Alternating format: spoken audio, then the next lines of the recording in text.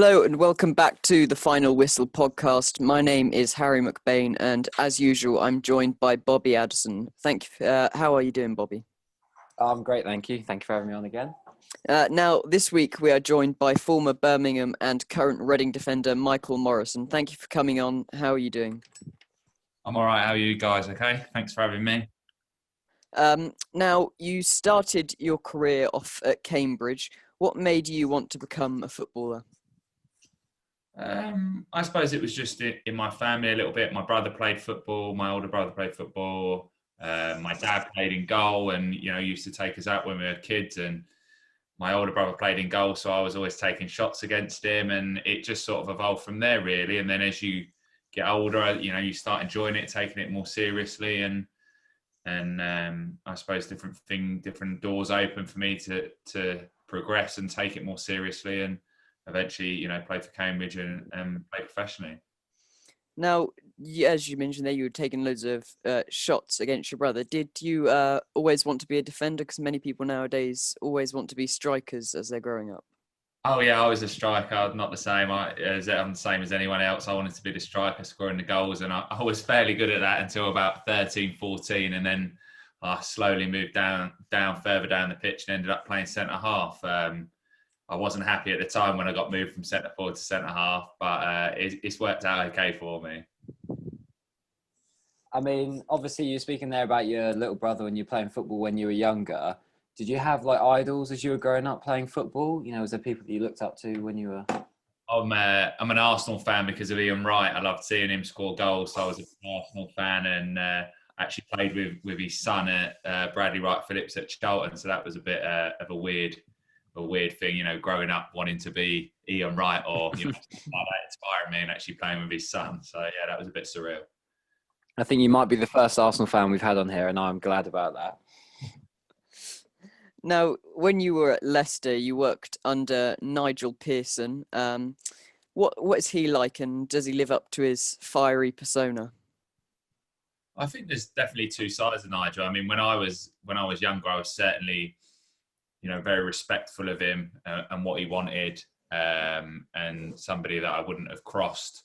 Not that I'd still cross him now, but I think as I've met him out of football and in different situations, he's been so helpful, and given out his knowledge and helped me going forward in other things in life. So I would say that he isn't the person that he comes across on online or all the memes that you've seen and whatnot. He's a really caring person. He'll go out of his way and he'll really protect his players. But certainly when I was a younger player and he was the manager, whatever he said, it went. Now, you've obviously had a great career. Which managers would you say have influenced you most, or the ones you most enjoyed working under? I think Chris Powell was probably one of the first people that really influenced me as a manager. Obviously, Nigel signed me, and Chris Powell had a major say on my career as a youngster. Firstly, playing with him at Leicester, then he was a coach, and then he signed me at Charlton. So for the first 6 or 7 years of my professional career, he was somebody that was there to support me. So he played a massive role in supporting my development as a young professional. And then Gary Rowett probably took me on again, gave me more responsibility in the change room as captain at Birmingham City, and I've really enjoyed playing under Gary Monk as well. So they're probably the three people, maybe four with Nigel as well, that in my professional career have really influenced that. And probably a little shout out to Rob Newman, who was my first manager at Cambridge. It was a difficult time there where the club had got relegated, and it's always difficult, or it's always a hard decision for managers to put young players in, especially at centre half. And he gave me he put some faith in me and started off my career. So you mentioned there, obviously you're a defender, you're playing centre half, and a lot of people say that when you're playing in centre half, partnership is sort of key. So have you enjoyed playing alongside anyone particularly at the back, that sort of understands how you play? I suppose when I was a kid, I was really lucky. I played with a couple of really good centre halves. We played at three. We had Mark Peters and Mark Albrighton, and they probably didn't get to not many people would know who they were, but they were great pros and really helped my development at that time. And anybody that saw Mark Peters play, he could head it further than he could kick it. And he really helped me when I first got into the team at Cambridge. And then I played with Leon Court as well at Charlton, and he was really professional. He was an older pro, and he had to wait a long time to get in the team. And when he did, he really took his chance. And he probably, by his own admission, not the best football player, but he could get them blocks in and win them headers. And he was so good to play with because he gave energy to everybody when he blocked the ball or the ball was in the air and he attacked it. So they're really good people to play next to. I've also played next to Matt Taylor, who's the manager at Exeter, and we had a really good relationship at Charlton on and off the pitch as well. When you were at Leicester, you helped them gain promotion from League One in 2009. How much did it mean to you to achieve this, only five or so years into your career?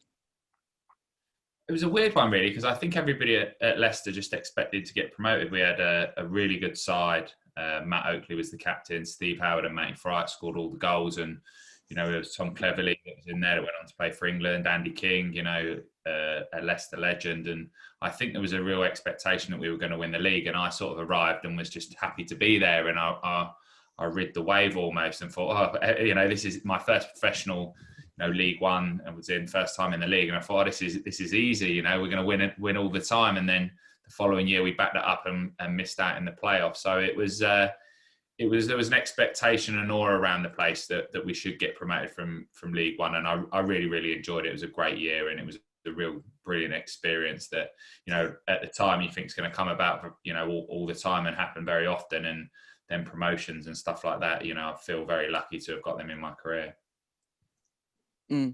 Now, obviously, when you joined Birmingham permanently in 2015, you played alongside another defender we've interviewed, Paul Robinson. What was it like playing alongside him?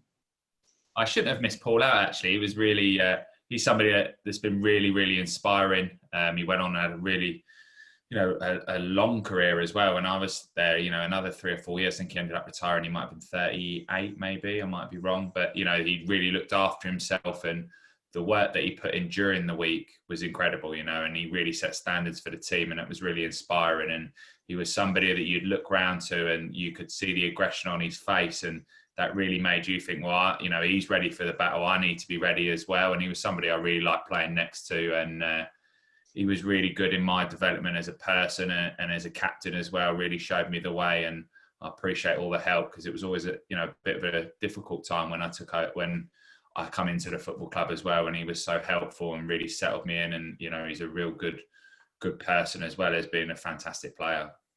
He said how much the Birmingham fans helped the players, play well on a match day. How important for you personally is it to have that strong fan base cheering you on? Yeah, the Birmingham fan base was brilliant. They really did act as that 12th man through thick and thin as well. It's easy when you're top of the league and winning games, and I think Birmingham fans, whether we were winning or losing, really stuck with us. And there's been some hairy moments where we've had to stay up at in the last game of the season a couple of times, which everybody 1 year said, oh, we won't do it again, never again, and it's happened a couple of times more, that obviously the club's not happy about. But the fans have always stuck with it and played their part, and I would definitely echo them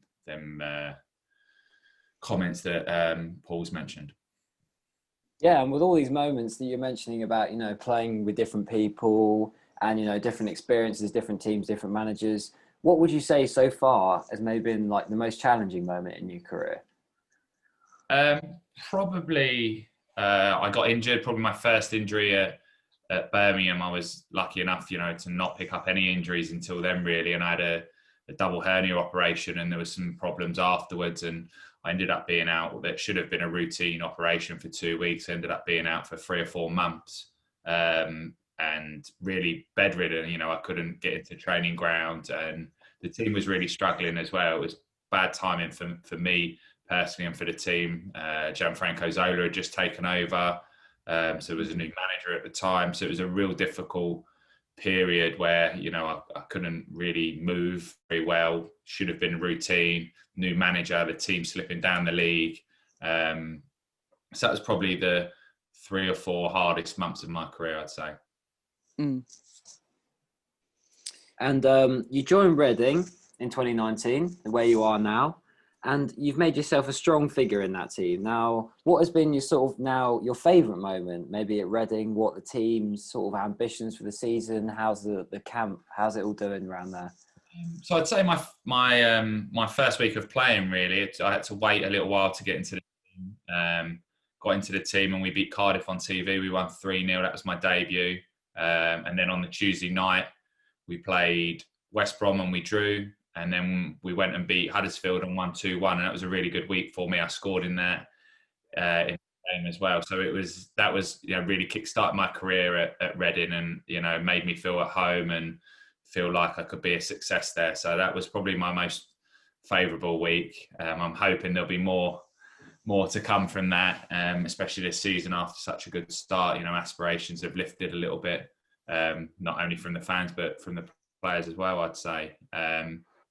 And we'll just see where that takes us. Obviously, we've got tough games next month. It's going to be a tough period of 7 or 8 games in 4 weeks, and already we've picked up injuries. So it'll be interesting to see what happens in the transfer market in the next week or so. But I think from when you start like you do, 3 wins, it builds momentum, it builds buy-in, because obviously we have the new manager, and hopefully we can continue that.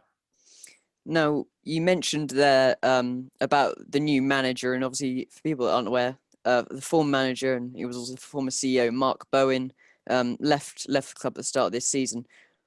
He'd built quite a good squad, and he was getting some decent results. What was your, and I guess the squad's reaction when he left the club? I mean, first of all, the team is very good at Reading. I think we've got some really good quality players. When you look at Ajaria and Swift, Lucas Shaw, Yaku Maite, who scored a lot of goals last season. Michael Elise, I think, will have a real breakthrough year this year. So there's a lot of quality in the team.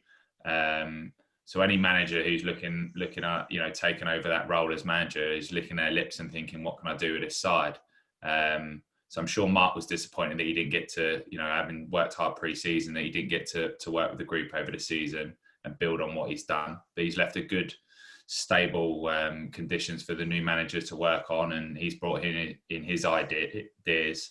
And we've had to take that on board really quickly. The news of Mark leaving was, 24 hours. We were off to, or 48 hours. We were off to Portugal to meet the new manager, and he have to understand the way that he wants to play and get the best out of the team. And credit to everybody involved. We've all got on with it, done our jobs and really listened and participated in all the video meetings and all the work on the pitch. And you hope that comes to fruition when the season starts. And obviously the first 3 games have gone well, but there's still a lot of work to do, a lot of improvement within what we're trying to do. But hopefully we've laid some foundations quickly with the new manager. Yeah, and obviously sounds like it's going really well at Reading. Obviously it's a nice start to the league, and obviously maybe you don't want to talk about it, but you're getting towards the latter end of your career. I mean, depending on how long you want to play for. Do you reckon maybe you could see yourself ending your career at Reading, or do you reckon you could see yourself going into managing after you end your career? Obviously when you go past 30, I'll be, 32 now, so it's not the end of my career. I feel like I've got a lot of games to play still. I played 48 games last season, 40 before that. So, I still feel robust enough to carry on playing in the Championship, and I feel like I'm offering something to the team. But I think once you get to that a certain age, over 30, you do start to look at life after football, and whether that's doing your coaching badges, qualifications, and etc., and investments elsewhere. You do have a half an eye on making sure that your future's secured. I've got a young family, so it'd be irresponsible of me not to. So I have started doing my coaching badges. I'm doing a master's degree in sporting directorship. So it is something that I'm looking at doing. I definitely want to stay in the game, whether that's coaching or more of a leadership role in the business part of the football club. wherever that sort of takes me. But I do want to stay in football. I've been involved for 15 years as a player. Hopefully, a lot more. 20 years would be brilliant for me if I can do that, and then look after myself afterwards. But I mean, I'm doing the best job in the world. I want that to last as long as possible. I don't want to be one of them people that stop to go into another role, or I certainly don't see that at the moment. I want to play as long as I can, and hopefully help Reading as long as I can. Now, two less serious questions here to end it off. We've adopted this question for quite a lot of our recent guests. If you could have a dinner party with 4 footballing icons, they're going to be dead or alive, who would you choose to have down, just have a chat with them, and why? I think the first probably one would be David Beckham. Putting me on the spot, I'd say David Beckham. Obviously grew up with the goal he scored against Greece, and then all the problem he had before that with the Argentina sending off. So it'd be quite interesting to hear his story on that part, and obviously playing for Man U and stuff. I'm sure there's a few stories that's not come out in the press that'd be quite interesting to hear about, and what he's doing now within business. Quite exciting to hear about. So David Beckham would be one. Trying to think of another one. I feel like on the spot here. So I've got one. Well, I've got 3 left. Yeah. Trying to think of another one. I think Paul Gascoigne would be a good one to bring some. Definitely.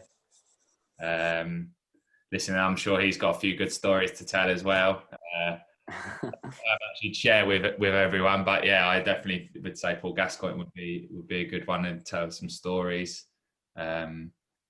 They're probably the 2 that I could think of off the top of my head. I think you put me on the spot here. I find it quite difficult to name. You mentioned Ian Wright earlier. Would you invite him along?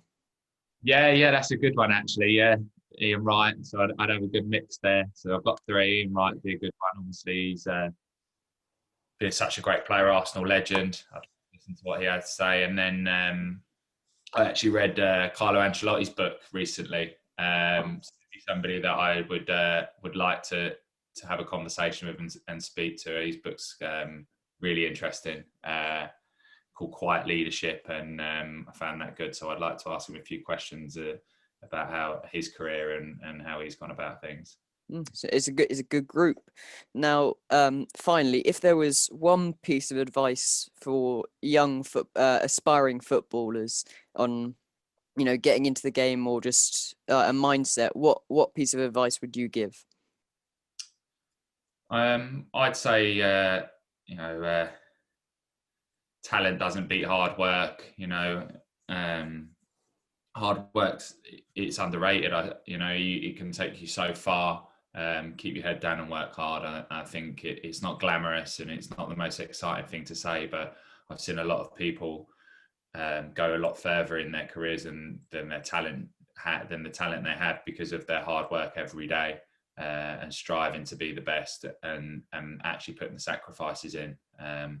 So certainly hard work would be the value, or I would say that you need to achieve success. There's lots of talented players who haven't made it, and if you ask them why they haven't made it, it will be because they haven't been willing to sacrifice stuff. And I would say down it as hard work. Well, brilliant. Thank you so much for coming on and for sharing some bit about your career. It's been great talking to you. Nice one. Cheers, guys. Thank you. Thank you everyone for listening. Please make sure to share with your friends. It's goodbye from me. And it's goodbye from me as well. Thank you for listening. That was The Final Whistle.